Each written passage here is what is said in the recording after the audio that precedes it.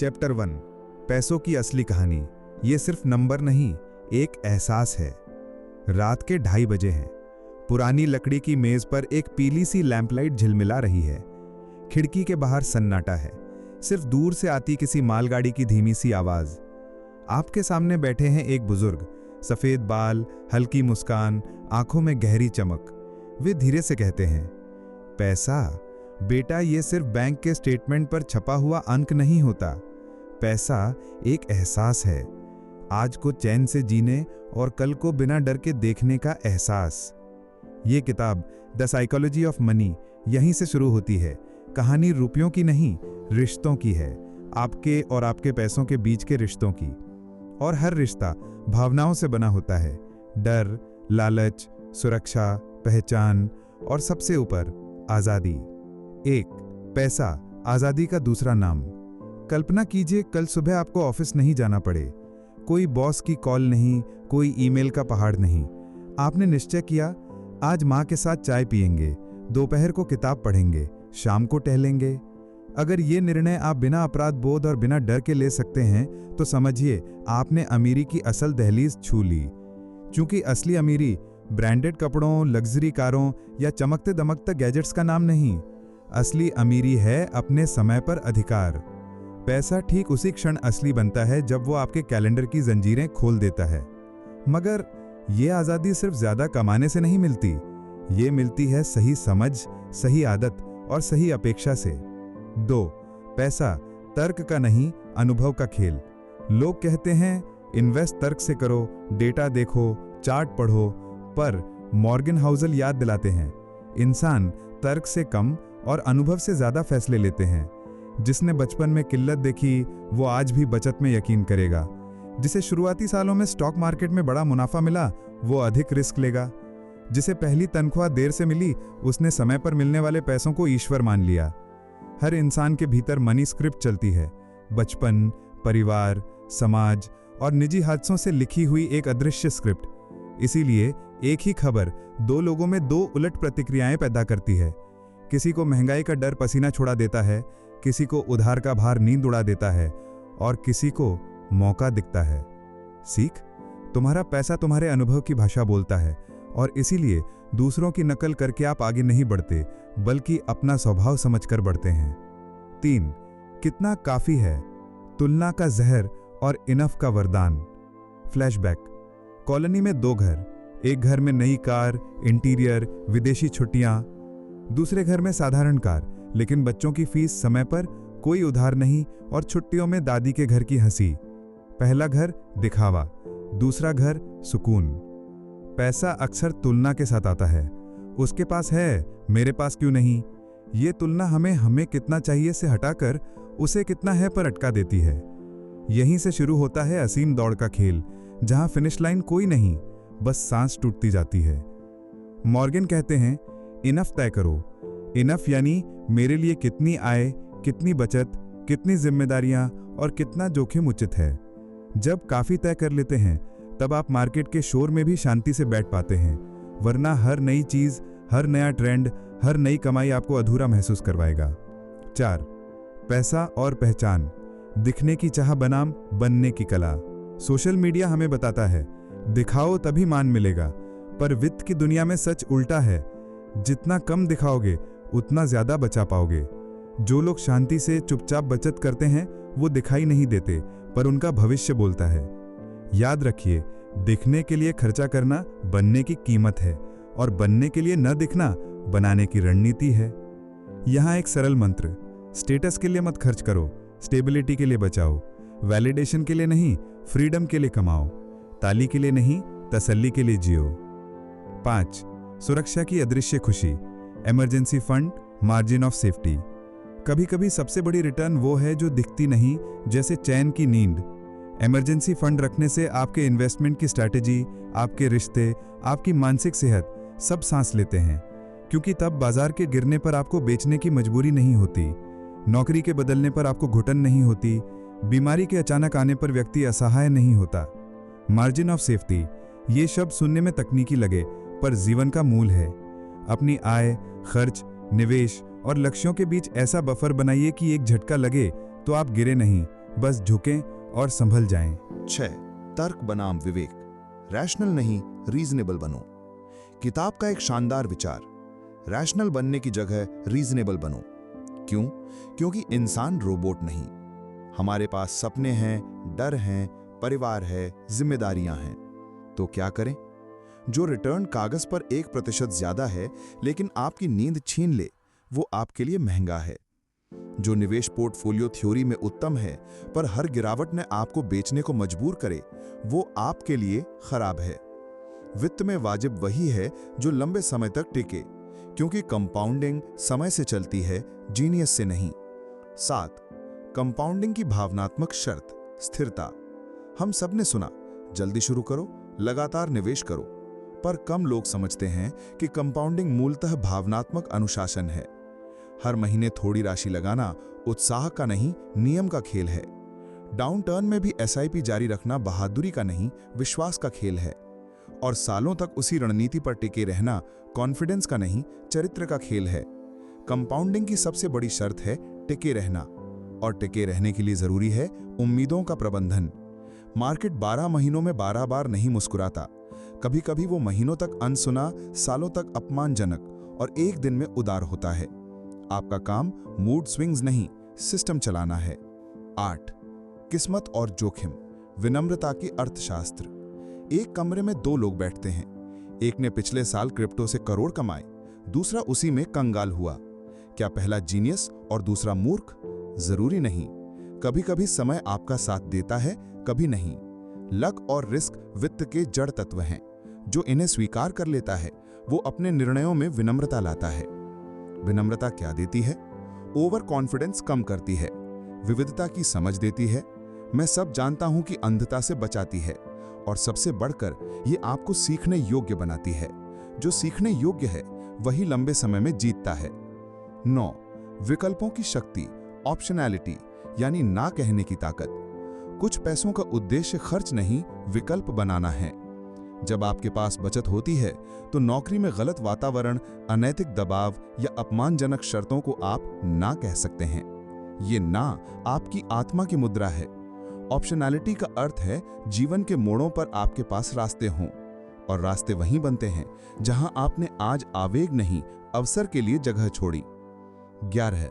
मनोवैज्ञानिक बजट, सिर्फ रुपए का नहीं, ऊर्जा का लेखा जोखा। हर खर्च 2 चीजें लेता है, पैसा और मानसिक ऊर्जा। कभी कभी सस्ता सौदा महंगा पड़ता है क्योंकि वो आपकी शांति खा जाता है। उदाहरण, कम EMI के लालच में लंबा कर्ज, फिर हर महीने तनाव, या 0% डाउन पेमेंट में फंसकर वर्षों की गुलामी। मनोवैज्ञानिक बजट बनाइए। कौन से खर्च मुझे हल्का करते हैं, जैसे स्वास्थ्य, सीखना, परिवार के साथ समय, और कौन से खर्च मुझे भारी करते हैं, दिखावा, अनियोजित कर्ज या फोमो। फिर अपने रुपए उसी दिशा में बहाइए जहां आपकी सेहत और संबंध मजबूत हों। 11. फोमो बनाम जोमो, मिस करने का आनंद। फाइनेंशियल मीडिया रोज नई हॉट स्टोरी दिखाती है। अगर अभी नहीं खरीदा तो पछताओगे, पर असली समझ ये है कि हर मौके में भाग लेना जरूरी नहीं। आपका लक्ष्य हर लहर पकड़ना नहीं, अपना किनारा बचाना है। Jomo, Joy of missing out, जब आप शांति से कहते हैं ये दौड़ मेरी नहीं है, मेरा सिस्टम, मेरा समय, मेरी रिस्क, मेरे हिसाब से। ये मनोवैज्ञानिक सुरक्षा आपको बेहतर निवेशक बनाती है। 12. आदतों का गणित, छोटे फैसलों का बड़ा भविष्य। आप आज क्या करते हैं, छोटे छोटे रोजमर्रा के निर्णय, वे ही आपके 10 साल बाद के बैंक बैलेंस लिखते हैं। हर महीने 10% बचत छोटी बात लगती है, पर 10 साल में चरित्र बन जाती है। हर वेतन वृद्धि के साथ लाइफस्टाइल न बढ़ाना शुरू में कठिन, पर 5 साल बाद सुपर पावर। इमरजेंसी फंड 3 से 6 महीने का, आज छोटा, कल जीवन रक्षक। इन सब का नाम है बिहेवियरल एज। ये IQ से नहीं, इंटेंशन से बनता है, और जब इंटेंशन कंसिस्टेंसी से हाथ मिलाता है तो फेट भी सलाम करता है। घर परिवार की वित्तीय संस्कृति, हम कौन हैं? हर घर की अपनी मनी कल्चर होती है, बोलचाल में नहीं, व्यवहार में। बच्चे देखते हैं पापा मम्मी पैसे पर कैसे बात करते हैं। क्या खर्च डर से तय होता है या योजना से? क्या निवेश अफवाह से होता है या संयम से? क्या गलती होने पर दोष दिया जाता है या सीख निकाली जाती है? अगर घर में सम्मान और पारदर्शिता से पैसों पर बात होती है तो बच्चे पैसा बराबर तनाव नहीं, पैसा बराबर जिम्मेदारी सीखते हैं। ये संस्कृति पीढ़ियों का भविष्य बदल देती है। असली लग्जरी, शांत दिमाग, महंगी घड़ियां, चमकदार कारें, विदेशी होटल, इनसे दुनिया को लगता है कि आप सफल हैं। पर आपको क्या लगता है? अगर रात को सोते समय मन हल्का है, सुबह उठते समय आंखें मुस्कुराती हैं, तो वो असली लग्जरी है। इसे खरीदने की कीमत है धैर्य, संयम और थोड़ी सी ना। 4 सुइयां, निर्णय लेने के दिशा सूचक। सरलता, जितना समझो उतना करो। जटिलता दिखती अच्छी है, चलती बुरी। स्थिरता, आपका सिस्टम ऐसा हो कि बुरे दिनों में भी टिके। पर्याप्तता, कितना काफी है ये पहले तय करो, बाद में निवेश चुनो। स्वतंत्रता, हर बड़ा फैसला पूछे क्या ये मेरे समय पर मेरा अधिकार बढ़ा रहा है। माइक्रो स्टोरीज, 3 चेहरों के आईने। क रवि, 29, पहली नौकरी, पहली सैलरी। दोस्त कहते हैं नई बाइक ले लो, वो लेता भी पर पहले अपनी मां के इलाज और खुद के इमरजेंसी फंड को प्राथमिकता देता है। 6 महीने बाद जब ऑफिस में छटनी की खबर आती है, रवि घबराता नहीं, क्योंकि उसके पास मार्जिन ऑफ सेफ्टी है। यही पैसे का एहसास है, साहस। ख नेहा, 34, फ्रीलांसर। इनकम अनिश्चित, पर उसने अपने खर्च फिक्स नहीं रखे। किराया सस्ता, ईएमआई न्यूनतम, बचत ऑटो। अब प्रोजेक्ट्स के बीच गैप आता है, वो किताब पढ़ती है, स्किल बढ़ाती है। उसके पास है ऑप्शनैलिटी, वो किसी भी गलत क्लाइंट को ना कह सकती है। यही पैसे का एहसास है, स्वतंत्रता। ग अमन, 41, बिजनेस। 2020 में तेजी में खूब मुनाफा, 2022 में तेज गिरावट। पहले वो खुद को जीनियस समझ बैठा था, अब समझता है लक और रिस्क दोनों साथ चलते हैं। उसने पोर्टफोलियो विविध किया, उधार कम किया और रीजनेबल रिटर्न का लक्ष्य रखा। यही पैसे का एहसास है, विनम्रता। नियम नहीं, रिवाज बनाइए। डाइट कभी चलती है जब वो रिवाज बन जाए, ना कि 30 दिन की चुनौती। पैसा भी तभी टिकता है जब बचत और निवेश आदत बन जाए, ना कि साल के आखिर में क्या करें वाली कवायद। सैलरी आई तो पहले सेविंग कट, फिर खर्च।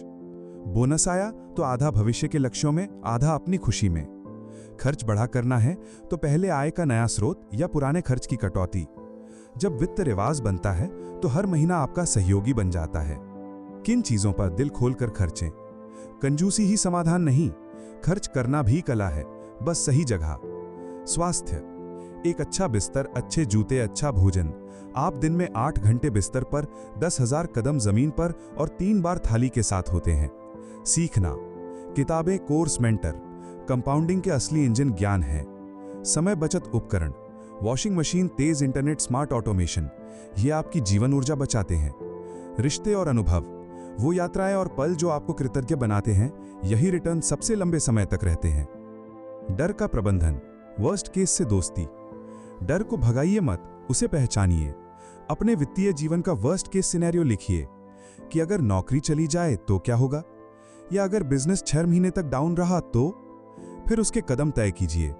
इमरजेंसी फंड, बीमा, टर्म या हेल्थ, स्किल अपडेट, वैकल्पिक आय। जब डर योजना से मिलता है वो दिशा बन जाता है।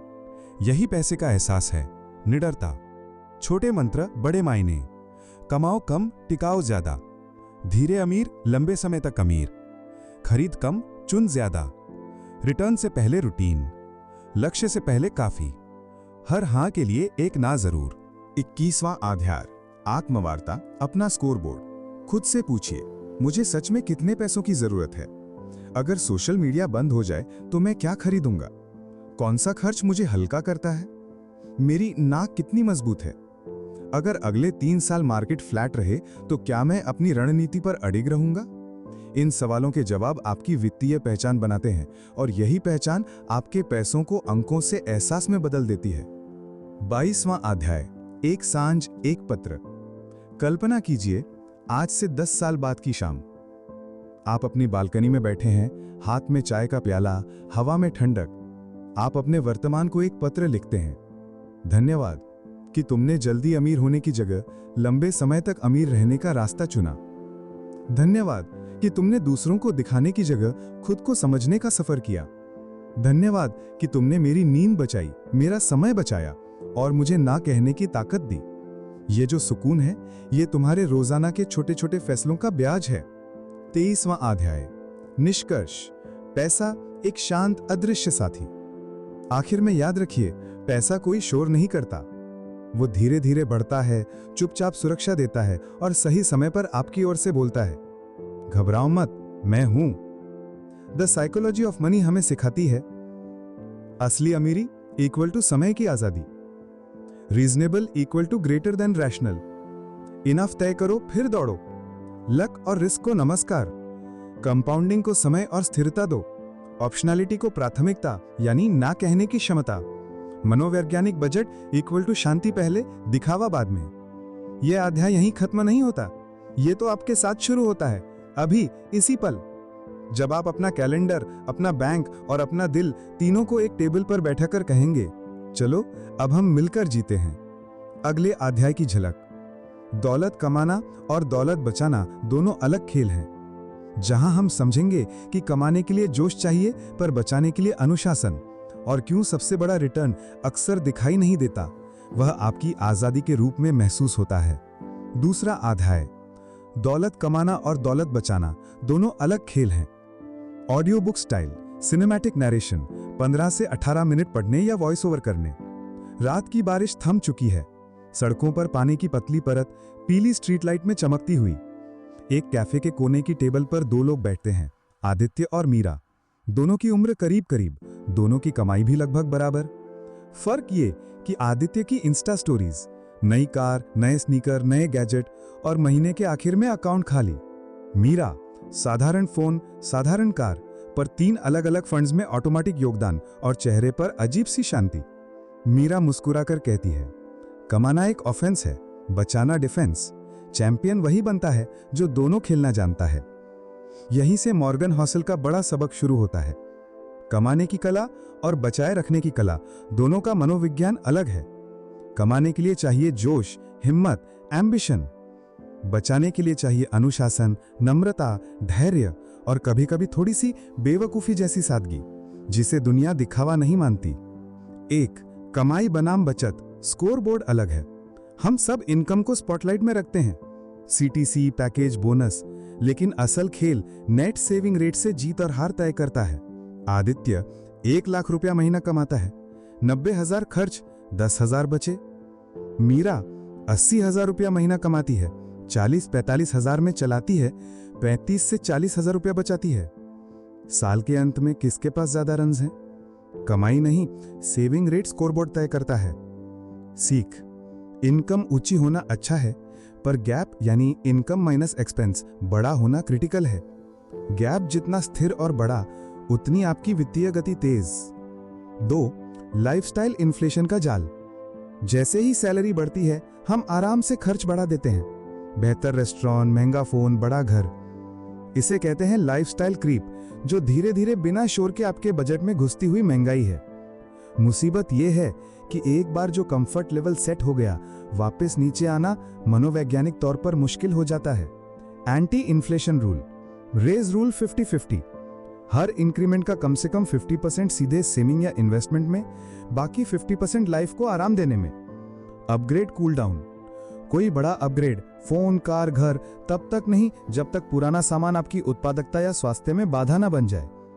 1 in 1 out, घर में नई चीज आए तो पुरानी एक चीज निकले, आप ज्यादा के नहीं बेहतर के प्रशंसक बने। तीसरा, बचत दिखावा नहीं, स्वतंत्रता की इंजीनियरिंग। लोग पूछते हैं, इतना बचाओगे तो जियोगे कब? सही सवाल है, इतना खर्च करोगे तो आजादी कब मिलेगी? बचत का असली उद्देश्य मितव्ययिता नहीं, आजादी है। नापसंद बॉस को ना कहने का साहस, करियर बदलने के ट्रांजिशन का बफर, परिवार, स्वास्थ्य या सीखने के लिए वक्त निकालने की क्षमता। जब लोग कहते हैं, अरे सेविंग से क्या होता है, वे एक मौन चीज को नहीं देखते, ऑप्शनैलिटी। ऑप्शनैलिटी इक्वल्स टू विकल्प, इक्वल्स टू सम्मानजनक ना। चौथा, बचत की मनोविज्ञान, reasonable equals to greater than rational. कागज पर परफेक्ट पोर्टफोलियो बनता है, पर जीवन कागज पर नहीं चलता। रैशनल कहेगा हर समय रिटर्न मैक्सिमाइज करो, रीजनेबल कहेगा ऐसा मार्ग चुनो जो तुम झेल सको, निभा सको और सो सको। रीजनेबल होने के उदाहरण, इक्विटी एलोकेशन उतनी रखो कि 30-40% गिरावट भी बर्दाश्त कर सके। आपातकालीन फंड 6 से 12 महीने का, चाहे थियरी कहे कि कैश अंडर यूटिलाइज्ड है, पर यह आपकी नींद को यूटिलाइज करता है। टर्म इंश्योरेंस और हेल्थ इंश्योरेंस रिटर्न नहीं देंगे पर रिटर्न्स को बचाएंगे। 5. रन बनाओ, विकेट मत फेंको। डिफेंस का दर्शन। क्रिकेट में स्ट्राइक रेट अच्छा है पर विकेट बचाना जरूरी। वित्त में हाई रिटर्न अच्छा है पर कैपिटल बचाना सबसे जरूरी। डिफेंस के 6 स्तंभ। इमरजेंसी फंड 6 से 12 महीने का खर्च। Insurance term plus health plus जरूरत हो तो एक्सीडेंट या critical illness. Low debt life. Credit card roll over बिल्कुल नहीं। हाई इंटरेस्ट कर्ज पहले खत्म। Diversification equity, fixed income, gold या रीट। एक टोकरी में सारे अंडे नहीं। पोजीशन साइजिंग एक स्टॉक या एसेट में ऐसी राशि नहीं कि गिरने पर पूरी स्ट्रैटेजी हिल जाए। बिहेवियरल स्टॉप्स पहले से लिखा हुआ, गिरावट में मैं क्या करूंगा, ताकि घबराकर फालतू फैसले ना हो। 6. सेविंग रेट का गणित। छोटा सा अंतर, बड़ा असर। मान लीजिए 2 लोग, समान आय 1 लाख रुपए पर माह। ए खर्च 80 के, बचत 20 के, 20% सेविंग रेट। बी खर्च 60 के, बचत 40 के, 40% सेविंग रेट। यदि दोनों 10% वार्षिक औसत से बढ़ाते रहें, 10 साल बाद बी का कॉर्पस ए से लगभग 2 गुना के आसपास पहुंचेगा, क्योंकि बी ने शुरुआत से ही बड़ा गैप बनाया। और अगर 2-3 साल मार्केट फ्लैट रहे, तब भी बी की ऑटो सेविंग मशीन उसे आगे धकेलती रहेगी। निष्कर्ष, रिटर्न्स का अनुमान हम नहीं नियंत्रित कर सकते, सेविंग रेट आज से ही कंट्रोल में है। 7. ट्रेडर्स के लिए खास, मुनाफा बनाम निकालना। अगर आप सेंसेक्स या निफ्टी में ट्रेड करते हैं, ऑप्शंस लेते हैं, तो ये और जरूरी हो जाता है। कमाया हुआ मुनाफा अगर खर्च बनता है तो मनोवैज्ञानिक दबाव बढ़ेगा। अगला ट्रेड ईएमआई के लिए लगेगा, स्ट्रैटेजी के लिए नहीं। प्रॉफिट विड्रॉल प्रोटोकॉल बनाइए। मान लीजिए महीने का नेट P&L पॉजिटिव है, उसका 30 से 50% निकालकर दीर्घकालिक कॉर्पस यानी इंडेक्स फंड्स या कंजर्वेटिव पोर्टफोलियो में डाल दीजिए। रिस्क बजट लिखिए। 1 महीने में मैं कुल पूंजी का X% से ज्यादा रिस्क नहीं लूंगा। Losing streak shield, back to back नुकसान पर साइज घटाने का नियम। ये डिफेंस ही आपको खेल में बनाए रखता है। ट्रेडिंग की भाषा में stay alive to play tomorrow. बचत और डिफेंस यही स्टेइंग पावर देता है। 8. सिस्टम ना कि मूड, ऑटोमेशन की शक्ति। इच्छा शक्ति उतार चढ़ाव भरी है, सिस्टम स्थिर है। सैलरी के दिन पे योरसेल्फ फर्स्ट, SIP या ऑटो ट्रांसफर पहले, खर्च बाद में। अलग bank accounts, bills, EMI, investing spends 3 bucket. Rule based escalation, हर साल SIP में 10 से 15% ऑटो इंक्रीमेंट। सिंकिंग फंड्स, बड़े खर्च, ट्रैवल, गैजेट, फेस्टिवल के लिए अलग मासिक योगदान ताकि लास्ट मिनट कर्ज ना लेना पड़े। जब सिस्टम चलता है तो मूड स्विंग्स का असर घटता है और बचत सांख्यिकी नहीं, संस्कृति बनती है। 9. ना कि मसल, सोशल प्रेशर डाइट। कई खर्च हमारी इच्छा के नहीं, दूसरों की उम्मीदों के होते हैं। जन्मदिन party, family function, office outings, fashion trends. यहाँ काम आती है ना कि मसल। कम बोलो, स्पष्ट बोलो। इस महीने मेरा ट्रैवल बजट फुल है, मैं अगली बार जुड़ूंगा। विकल्प 2. डिनर की जगह कॉफी पर मिलते हैं। अपना काफी याद रखो, हर हाँ आपके किसी बड़े लक्ष्य से समय या पैसा छीनती है। ना कहना कंजूसी नहीं, प्राथमिकता है। 10. मार्जिन ऑफ सेफ्टी, असफलता proof design.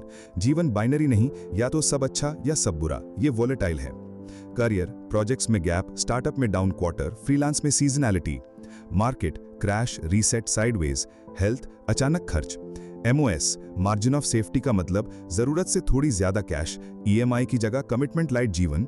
Multiple income streams की खोज, छोटे शुरू करें। साइड स्किल, डिविडेंड, परामर्श, कंटेंट। MOS होने पर थोड़ी गलती की गुंजाइश मिलती है और वही लॉन्ग टर्म में सबसे महंगा डिविडेंड देती है। सर्वाइवेबिलिटी। 11. गोल आधारित बकेटिंग, पैसे को काम सौंपो। पैसा पार्क ना करें, काम पर लगाएं, स्पष्ट लक्ष्यों के साथ। 0 से 2 साल, सेफ्टी बकेट, इमरजेंसी, छोटी यात्राएं, अपग्रेड, लिक्विड, अल्ट्रा शॉर्ट या FD।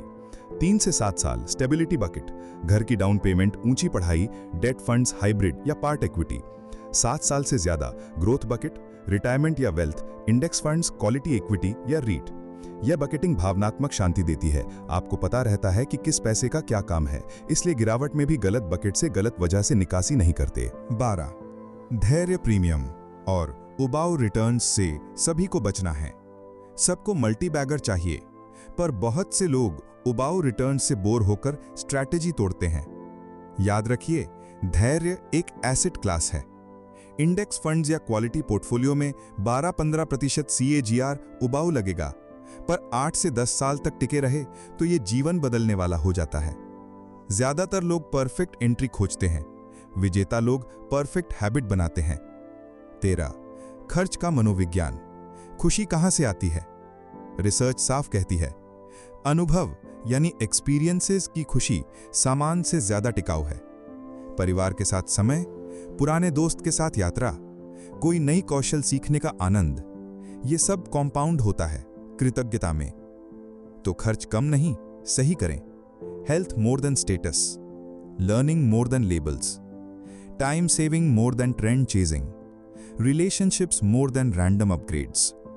14 चेकलिस्ट, बचत संस्कृति सेटअप। आज से क्यों बचा रहे हैं? 3 स्पष्ट लक्ष्य लिखें। आजादी, घर, retirement, transition. Pay yourself first, salary दिन सिप या auto transfer. 50-50 raise rule, increment का आधा निवेश। 6 to 12 मंथ इमरजेंसी, लक्ष्य तय, हर महीने योगदान। इंश्योरेंस क्लीनअप, टर्म हेल्थ सही कवर, फालतू यूलिप्स या एंडोनेंट से दूर। Debt diet, credit card rollover 0, high interest पहले। Buckets, safety, stability, growth account अलग। Automation, SIP plus annual step up 10 से 15%। रिव्यू रिचुअल, क्वार्टरली, अति ट्यूनिंग नहीं, बस ट्रैक पर हैं या नहीं। अपग्रेड, कूल डाउन, बड़ा खर्च बराबर 30 दिन का कूल ऑफ प्लस एक पुरानी चीज बाहर। 15 2 छोटी कहानियां, एक शोर, एक सुकून। आदित्य को इस महीने बोनस मिला, उसने नई बाइक बुक कर दी। EMI शुरू, अगले महीने एक मेडिकल इमरजेंसी आई, क्रेडिट कार्ड कर्ज बढ़ता गया। ट्रेडिंग में EMI दबाव के कारण ओवर ट्रेडिंग, 2 बुरे ट्रेड, P&L नेगेटिव। मीरा को भी बोनस मिला, उसने 60% ग्रोथ बकेट में, 20% सेफ्टी में, 20% अनुभव में एक छोटी यात्रा की। 3 महीने बाद आदित्य के पास चीजें ज्यादा, विकल्प कम। मीरा के पास चीजें कम, विकल्प ज्यादा। विजेता कौन? जो कल ना कह सकता है वही आज जीत रहा है। 16 मैंने भी गलती की है, नम्रता का एंकर। हर निवेशक, हर ट्रेडर गलतियां करता है, गलती से शर्म नहीं, सिस्टम अपग्रेड निकले। लूजिंग स्ट्रीक, पोजीशन साइज घटाओ, ब्रेक लो, जर्नल पढ़ो। ओवर कॉन्फिडेंस, डाइवर्सिफिकेशन बढ़ाओ, एक स्लो रूल जोड़ो, जैसे नया पैसा पहले 30 दिन लिक्विड में, फिर एलोकेट। फोमो, वॉच लिस्ट में why not to buy column रखो, खरीदने की वजह जितनी साफ, न खरीदने की वजह उतनी ही साफ। नम्रता जोखिम प्रबंधन की मां है। 17 मन की शांति बराबर net worth into sleep rate. Net worth देखना आसान, स्लीप रेट मापना मुश्किल। रात में आप कितनी शांति से सोते हैं? आपकी स्ट्रैटेजी वही अच्छी जो आपके स्वभाव के साथ फिट बैठे। अगर 100% इक्विटी से नींद उड़ती है तो 60-40 बेहतर, भले ही CAGR 1-2% कम हो, क्योंकि टिके रहना बजाय टॉप रिटर्न के। 18 अंतिम मंत्र, धीरे अमीर, लंबे समय तक अमीर। तेज अमीरी के किस्से बहुत सुनाई देते हैं, टिकाऊ अमीरी की फुसफुसाहट कम सुनाई देती है, क्योंकि वो शोर से नहीं, रिवाज से बनती है। रोज थोड़ा सा बचाओ, साल दर साल बढ़ाओ, गिरावट में नियम निभाओ और हर अपग्रेड से पहले अपनी आजादी याद दिलाओ। मीरा कैफे से उठते हुए आदित्य से कहती है, पैसा कमाना दौड़ है, पैसा बचाना दिशा, और जीवन जीतते हैं वे लोग जिनके पास दिशा होती है। बारिश फिर हल्की होने लगी है, सड़क पर लोगों के पैर तेज हैं, पर मीरा की चाल स्थिर है, क्योंकि जिसे पता है कि उसे कहां पहुंचना है, उसे भागना नहीं, बढ़ना होता है। अगले अध्याय की झलक। चैप्टर 3 कंपाउंडिंग का जादू, समय का सबसे बड़ा तोहफा। क्यों वॉरेन बफेट की दौलत का बड़ा हिस्सा 50 के बाद बना? कैसे छेड़े बिना बढ़ने देना ही सबसे कठिन पर सबसे असरदार रणनीति है? और कौन सी माइक्रो आदतें कंपाउंडिंग को आपके पक्ष में मोड़ देती हैं? रात की हवा में ठंडक है, खिड़की पर गिरती बारिश की बूंदें घड़ी की टिक-टिक से ताल मिला रही हैं। आप एक पुरानी नोटबुक खोलते हैं, पहले पन्ने पर सिर्फ एक शब्द लिखा है, टाइम। नीचे छोटे अक्षरों में, सबसे बड़ा इन्वेस्टर वही जो सबसे लंबे समय तक धैर्य रखता है। कंपाउंडिंग की कहानी यहीं से शुरू होती है, समय से। पैसे का सबसे बड़ा दोस्त और हमारी सबसे बड़ी अधीरता का इम्तिहान। एक, क्यों वॉरेन बफेट की दौलत का बड़ा हिस्सा 50 के बाद बना? सुबह के अखबार में आप कोई हेडलाइन देखते हैं, रातों रात अमीर। लेकिन कंपाउंडिंग की हेडलाइन कभी नहीं बनती, क्योंकि उसका नाटक धीमा है। वॉरेन बफेट की कहानी यही बताती है कि उन्होंने निवेश बहुत जल्दी शुरू किया, किशोरावस्था में। उनकी असाधारण बुद्धिमत्ता से ज्यादा बड़ी उनकी असाधारण अवधि है।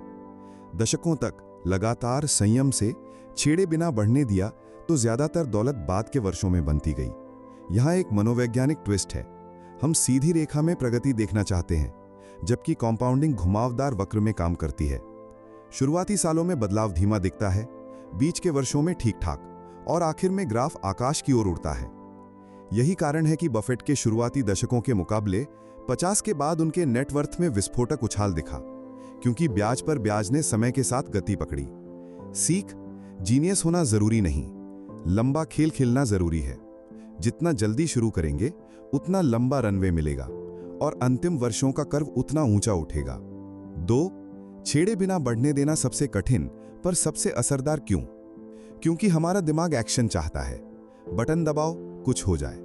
मार्केट लाल हो तो बेचने का मन, हरा हो तो और खरीदने का मन। मीडिया रोज रोज कहता है कुछ करो, पर कॉम्पाउंडिंग कहती है कुछ मत करो जब तक जरूरी न हो। कठिनाई कहाँ है? भावनात्मक कठिनाई।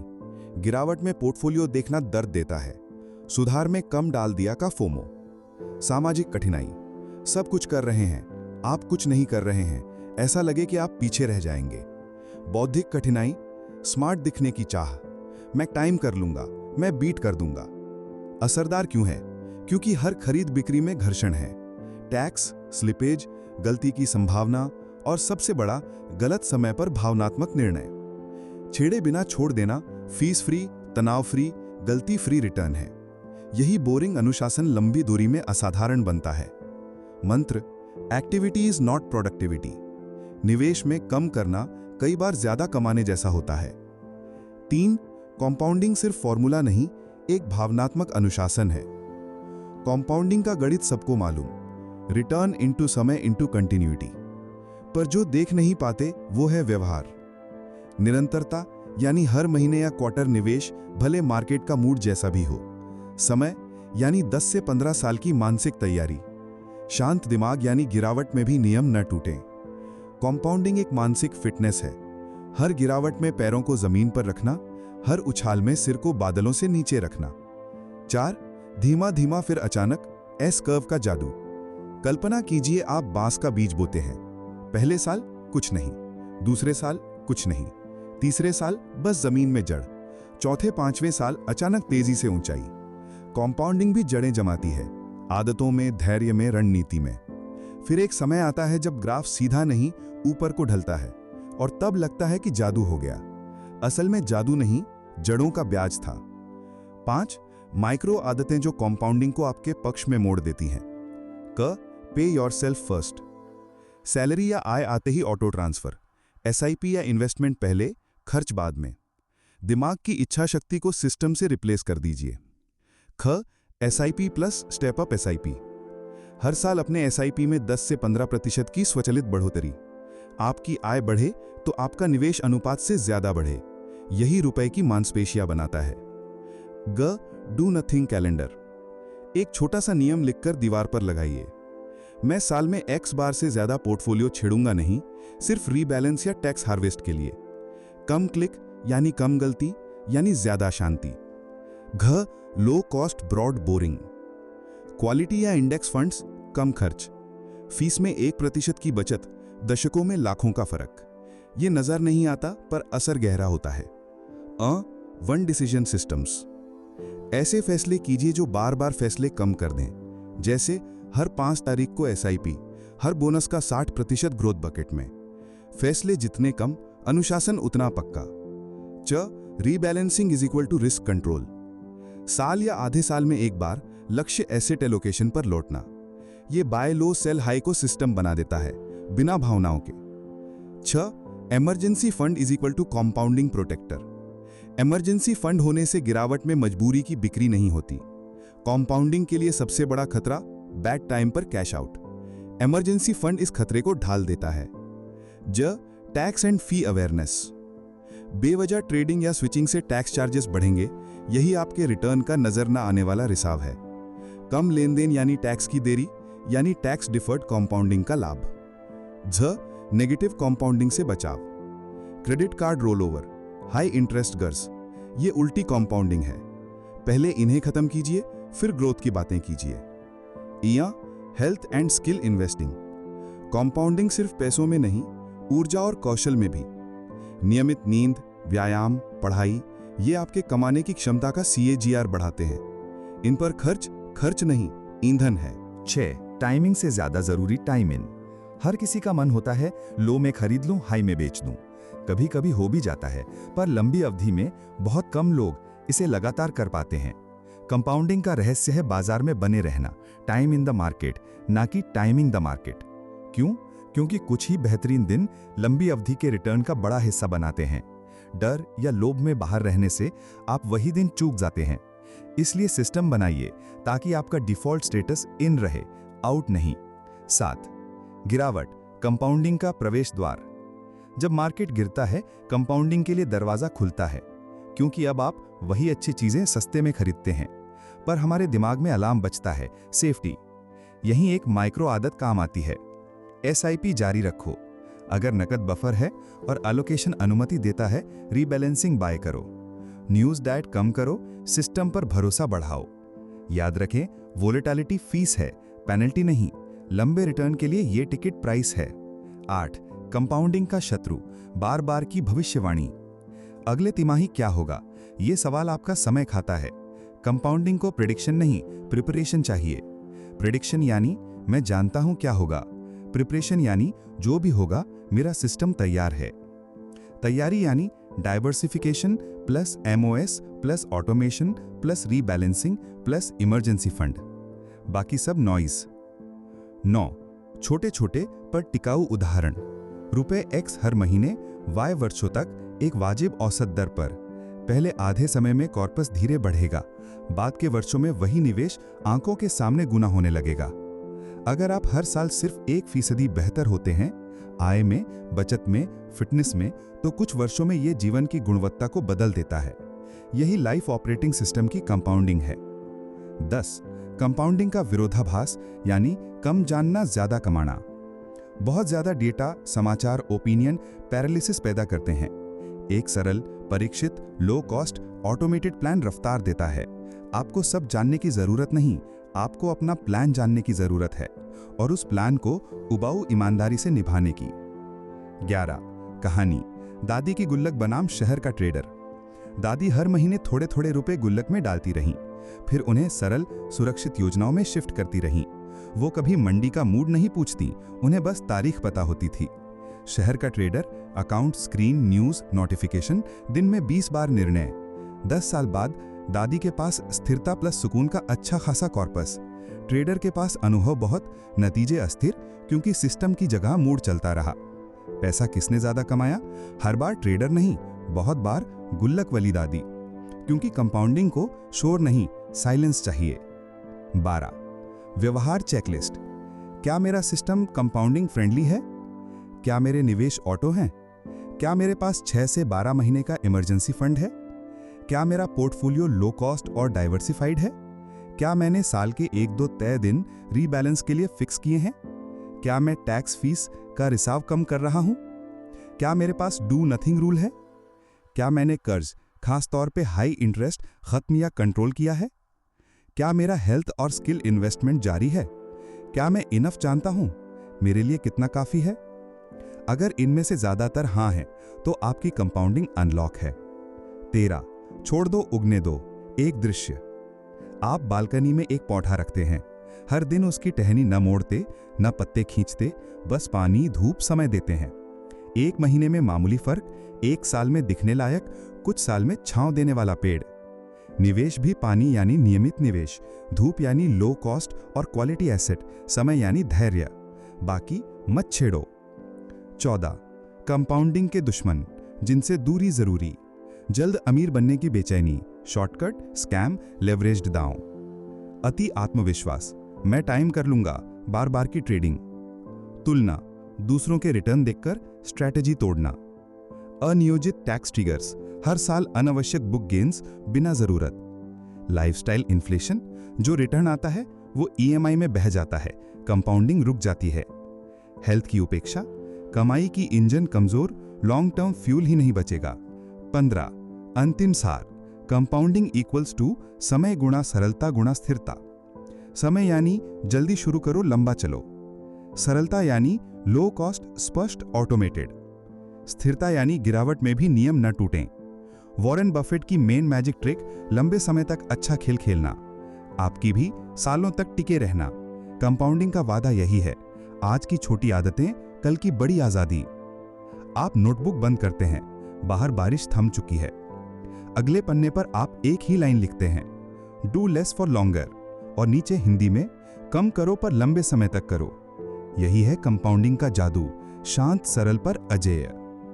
अगले अध्याय की झलक। चैप्टर 4, लालच और डर, दो अदृश्य शत्रु। कैसे भावनाएं हमारी बेहतरीन स्ट्रेटेजियों को पटरी से उतार देती हैं और कौन से व्यवहारिक ब्रेकर्स आपको गिरावट में शांत और उछाल में विनम्र रखते हैं। रात की सड़कें भीग चुकी हैं, शहर सो रहा है, पर आपकी स्क्रीन जगमगा रही है।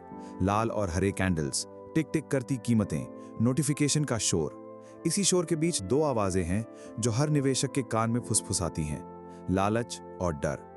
लालच कहता है और ले लो, ये मौका फिर नहीं मिलेगा।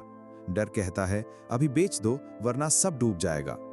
मॉर्गन हाउसल बार बार याद दिलाते हैं, मार्केट हमें नहीं हराता, हमारी भावनाएं हमें हराती हैं। स्ट्रैटेजी बेहतरीन हो सकती है, लेकिन लालच या डर उसे पटरी से उतार देते हैं। इस अध्याय में हम समझेंगे ये भावनाएं कैसे काम करती हैं और कौन से बिहेवियरल ब्रेकर्स आपको गिरावट में शांत और उछाल में विनम्र रखते हैं। 1. भावनाओं का नक्शा। दिमाग के दो सिस्टम। सिस्टम 1, तेज, भावनात्मक, सहज। डर या लालच से झटके में फैसला, खरीद लो, बेच दो। सिस्टम 2, धीमा, विचारक, विश्लेषणात्मक। योजना, रिसर्च, नियम। क्या यह मेरे एलोकेशन या नियम से फिट बैठता है? मार्केट की वॉलेटिलिटी सिस्टम 1 को ट्रिगर करती है और यहीं से गलतियां जन्म लेती हैं। लक्ष्य है सिस्टम 1 के आवेग को सिस्टम 2 के नियमों में बांध देना। 2. क्यों सबसे अच्छे लोग भी फंस जाते हैं? रीसेंसी बायस। जो अभी हुआ वही आगे भी होगा। गिरावट देखी तो अनंत गिरावट की कल्पना, तेजी देखी तो अनंत तेजी। फोमो। दूसरों के रिटर्न देखकर मैं पीछे रह गया की बेकरारी। Loss aversion. 100 की खुशी से ज्यादा 100 का नुकसान दर्द देता है, इसलिए घाटा रोकने को हम गलत समय पर बेचते या बढ़ाते हैं। Over confidence. कुछ सही फैसलों के बाद लगता है अब मैं टाइम कर लूंगा, और वही सबसे महंगा भ्रम बन जाता है। सीख बुद्धिमान होना काफी नहीं, भावनात्मक रूप से विनम्र होना जरूरी है। 3. भावनात्मक ब्रेकर्स, गिरावट में शांत रहने के टूल्स। क. प्री कमिटमेंट कॉन्ट्रैक्ट, पहले से लिखा वचन पत्र। एक पन्ने पर लिखिए मेरी एसेट एलोकेशन क्या है, जैसे 60% इक्विटी, 30% फिक्स्ड, 10% गोल्ड या रीट। किस ड्रॉडाउन पर मैं क्या करूंगा, जैसे निफ्टी -20% SIP जारी, -30% रीबैलेंसिंग से इक्विटी +5%। किन परिस्थितियों में मैं बेचूंगा, जैसे लक्ष्य हासिल, मूल कारण बदला, टैक्स या रीबैलेंस। जब डर सिर उठाए, ये पन्ना सिस्टम 2 की आवाज बन जाता है। ख. Rebalancing bands, guard rails. Allocation से ±5% या 10% हटते ही रीबैलेंस। ये बाय लो सेल हाई को ऑटो बना देता है। आप गिरावट में प्राकृतिक खरीदार और उछाल में प्राकृतिक विक्रेता बनते हैं। ग. Do nothing window, cooling of नियम। बड़ी खबर, क्रैश या रैली पर 24 से 48 घंटे कोई ट्रेड नहीं। फैसला अगर 48 घंटे बाद भी उतना ही सही लगे तभी करें। आवेग की आंधी गुजर जाए तो आसमान साफ दिखता है। घ. Emergency fund equals emotional airbag. 6 से 12 महीने का खर्चा अलग, ताकि नौकरी या बिजनेस दबाव में आपको गलत समय पर अच्छे एसेट्स बेचने की मजबूरी ना हो। मजबूरी की बिक्री कंपाउंडिंग की सबसे बड़ी दुश्मन है। अंगा. Position sizing and max pain rule. एक पोजीशन ऐसी बड़ी ना हो कि -30% गिरने पर आपकी नींद उड़ जाए। अपने लिए तय करें किस प्रतिशत का नुकसान मेरी शांति छीन लेता है, उससे छोटा साइज रखें। नींद बची तो रणनीति बचेगी। च. News diet and notification hygiene. Notification बंद। दिन में एक तय समय पर ही न्यूज या चार्ट। शोर जितना कम, घबराहट उतनी कम। कम सूचना बराबर कम आवेग बराबर कम गलती। 6. If then plans. यदि तो प्लान्स। यदि इंडेक्स -20% हुआ तो मैं एक्स्ट्रा 10% कैश से रिबैलेंस करूंगा। यदि किसी स्टॉक की थीसिस टूटी तो नुकसान स्वीकार कर बाहर। पूर्व निर्धारित इफ देन दिमाग की दौड़भाग कम करता है। ज. जर्नलिंग, निर्णय डायरी। हर बड़े सौदे या गलती की वजह, भावनाएं, डेटा लिखें। 3 से 6 महीने में पढ़ें। आपका पुराना आप आपके नए आप को अहंकार से बचाने आएगा। 4. बिहेवियरल ब्रेकर्स, उछाल में विनम्र रहने के टूल्स। झ. Profit tears. एक हिस्सा रन करने दें, एक हिस्सा बुक करें, जैसे 20 to 30%, ताकि सब कुछ मिस हो जाएगा का डर कम हो। लालच का दांव टूटता है। न. रूल ऑफ इनफ, काफी का नियम। स्पष्ट करें मेरे लिए काफी कितना। लक्ष्य तय होने पर ज्यादा की दौड़ धीमी पड़ती है। काफी जानना मतलब अनावश्यक जोखिम न लेना। ऑटोमेशन ऑफ गुड बोर्डम, उबाऊ अच्छाई। SIP step up sinking funds सब ऑटो। उछाल में भी नियम चलता रहे, मूड नहीं। उबाऊ चीजें ही लंबे समय में जादू करती हैं। डाइवर्सिफिकेशन एज ह्यूमिलिटी, विनम्रता की ढाल। मैं सब नहीं जानता ये मानकर विविधता रखें। एक थीसिस गलत हुई तो पूरा जहाज न डूबे। विनम्रता बराबर टिकाऊ अमीरी। ग्रैटिट्यूड एंड बेसलाइन रीसेट, कृतज्ञता अभ्यास। हर क्वार्टर लिखें, इस कॉर्पस या आजादी ने मुझे क्या दिया। कृतज्ञता और की भूख शांत करती है, आप फोकस्ड रहते हैं। 5 मिनी सीन, तेजी और गिरावट की 2 कहानियां। कहानी 1, उछाल। राघव का पोर्टफोलियो 8 महीनों में 35% ऊपर। वह लेवरेज जोड़ना चाहता है, अभी नहीं तो कभी नहीं। उसकी मेंटर मीरा कहती है, प्रॉफिट टियर्स लगाओ, 25% बुक करो, मूल एलोकेशन पर लौटो और स्टेप अप SIP जारी रखो। 3 महीने बाद तेजी थमती है, कुछ सेक्टर पलटते हैं, राघव बच जाता है क्योंकि विनम्र रहा। कहानी 2, गिरावट। अलका SIPs रोकने वाली थी। उसने अपने प्री कमिटमेंट पन्ने पर लिखा देखा, -25% इक्वल्स SIP जारी plus rebalance plus news diet. उसने नियम निभाए। साल के अंत में रिकवरी आई, उसका औसत लागत कम और यूनिट्स ज्यादा। अलका जीतती है क्योंकि डरी नहीं, नियम में रही। 6 इमोशनल बजट, पैसे के साथ साथ मन का हिसाब। हर साल के लक्ष्य में इमोशनल बजट जोड़ें। मैं कितनी वॉलेटिलिटी झेल सकता हूँ, किस ड्रॉडाउन पर मुझे ब्रेक चाहिए, मेरे लिए नींद की कीमत क्या है। जो योजना आपके स्वभाव के अनुकूल नहीं, वह सबसे बुरे वक्त में टूटेगी। रीजनेबल ग्रेटर देन रैशनल, वही यहाँ भी सच है। 7 ट्रेडिंग ऑप्शंस वालों के लिए विशेष breakers. Risk budget per month, 1 महीने में कुल पूंजी का X% से ज्यादा रिस्क नहीं। लूजिंग स्ट्रीक प्रोटोकॉल, 2 से 3 लगातार घाटों पर पोजीशन साइज आधा प्लस 1 दिन का break plus journal review. Profit withdrawal rule, net positive माह का 30 to 50% लॉन्ग टर्म बकेट में ट्रांसफर, लाइफस्टाइल खर्च नहीं। प्री मॉर्टम, ट्रेड से पहले लिखें, यह क्यों गलत हो सकता है, अति आत्मविश्वास पिघलता है। ये ब्रेकर्स लालच डर के दांत कुंद करते हैं। 8 परिवार या सोशल दबाव का प्रबंधन। बहुत से अविवेकी फैसले दूसरों की उम्मीदों की वजह से होते हैं, जैसे सब क्रिप्टो ले रहे हैं, कजिन ने मल्टी बैगर पकड़ा, ऑफिस में सब बात कर रहे हैं। ना कि मसल बनाइए, अभी मेरा एलोकेशन फुल है, रीबैलेंस के बाद देखूंगा। मैं इंडेक्स या क्वालिटी पर रहता हूं, हॉट टिप्स नहीं लेता। स्पष्टता से आधा शोर खुद ब खुद कट जाता है। 9 चेकलिस्ट, जब स्क्रीन लाल या हरी हो। यदि स्क्रीन लाल, गिरावट, SIP जारी, प्री कमिटमेंट पन्ना पढ़ो, एलोकेशन बैंड चेक, रीबैलेंस अगर नियम कहे, news diet on, position size check, emergency fund सुरक्षित है, हाँ तो मजबूरी की बिक्री नहीं। यदि स्क्रीन हरी, तेजी, एलोकेशन बैंड चेक, ओवरहीटेड हिस्से से ट्रिम, प्रॉफिट ईयर्स, आंशिक बुकिंग, स्टेप अप SIP जारी, इनफ रिव्यू, लक्ष्य जोखिम संगति। 10 अंतिम सार, डर को दिशा, लालच को लगाम। डर बिना योजना भागना बना देता है, योजना के साथ ड्रॉडाउन मैनेजमेंट। लालच बिना सीमा जुआ बन जाता है, सीमा के साथ profit hygiene. Breakers equals pre commitment, band rebalance, cooling of, emergency fund, sizing, news diet, journal, profit years, diversification और इनफ। याद रखिए, बाजार आपकी IQ नहीं, EQ यानी इमोशनल कोएफिशिएंट का टेस्ट लेता है। जो गिरावट में शांत और उछाल में विनम्र रहता है, वही कंपाउंडिंग के मंदिर तक पहुंचता है। आप स्क्रीन बंद करते हैं, कमरे में सन्नाटा है, कहीं दूर भोर की पहली चिड़िया बोलती है। आप धीरे से खुद से कहते हैं, नियम मेरे हैं, बाजार नहीं। मैं नियम निभाऊंगा, बाकी समय अपना काम करेगा। अगले अध्याय की झलक। चैप्टर 5, आजादी ही असली अमीरी है। कैसे अपने समय पर अधिकार, कैलेंडर की स्वायत्ता आपके हर वित्तीय निर्णय का नॉर्थ स्टार बन सकती है, और किन छोटे छोटे डिजाइन बदलावों से आप मटेरियल रिचनेस से टाइम रिचनेस की यात्रा पर निकलते हैं। दोस्तों, हम अक्सर अमीरी को पैसों से मापते हैं। बड़ी कार, आलीशान घर, महंगे ब्रांड्स, यही सब हमें लगता है कि रिचनेस का असली पैमाना है। लेकिन क्या आपने कभी सोचा है, अगर आपके पास सब कुछ है पर समय नहीं, तो क्या आप सचमुच अमीर हैं? सच यह है कि असली अमीरी अपने समय पर अधिकार है। यानी जब आप ये चुन पाएं कि कब काम करना है, कब आराम करना है और कब सिर्फ अपने लोगों के साथ बैठकर चाय पीनी है, तो समझिए आपने दौलत का असली राज पकड़ लिया है। ऑडियो हिस्सा 1 कहता है, पैसा क्यों अगर वक्त ही नहीं। जरा सोचिए, एक बिजनेसमैन करोड़ों कमाता है पर 16 से 18 घंटे रोज काम करता है। छुट्टियां नहीं, नींद पूरी नहीं, बच्चों के साथ खेलने का वक्त नहीं। और दूसरी तरफ एक शिक्षक है जिसकी सैलरी मध्यम है, लेकिन शाम को परिवार के साथ घूमता है, दोस्तों से मिलता है और मनपसंद किताब पढ़ लेता है। अब बताइए, इनमें से असली अमीर कौन है? मॉर्गन हॉसल कहते हैं, पैसे का सबसे बड़ा रिटर्न तभी है जब वो आपको समय पर अधिकार दे। पैसा तब तक अधूरा है जब तक वो आपकी जिंदगी का मालिक न बने, बल्कि आपकी जिंदगी आपको मालिक बनने का मौका दे। ऑडियो हिस्सा 2 कहता है, कैलेंडर की स्वतंत्रता सबसे बड़ी लग्जरी। दुनिया में सबसे बड़ी लग्जरी खुद का शेड्यूल तय करना है।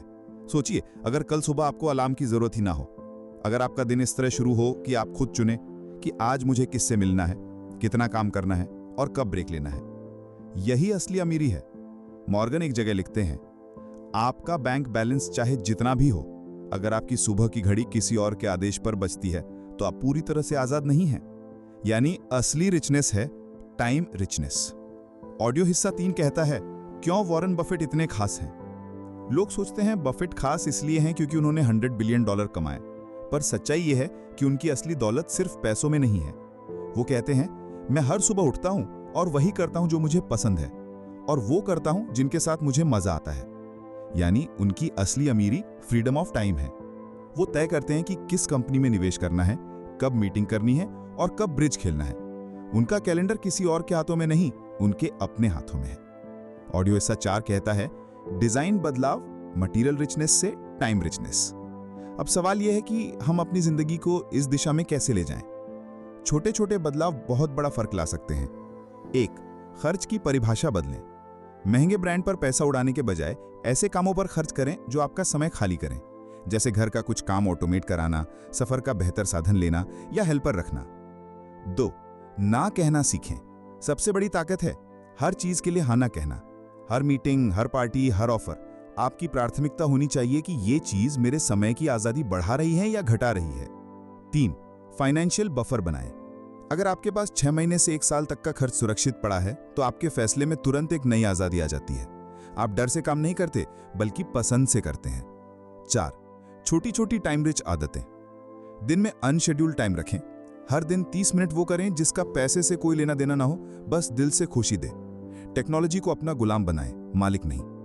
ऑडियो हिस्सा 5 कहता है, क्यों फ्रीडम ही रिचनेस का नॉर्थ स्टार है।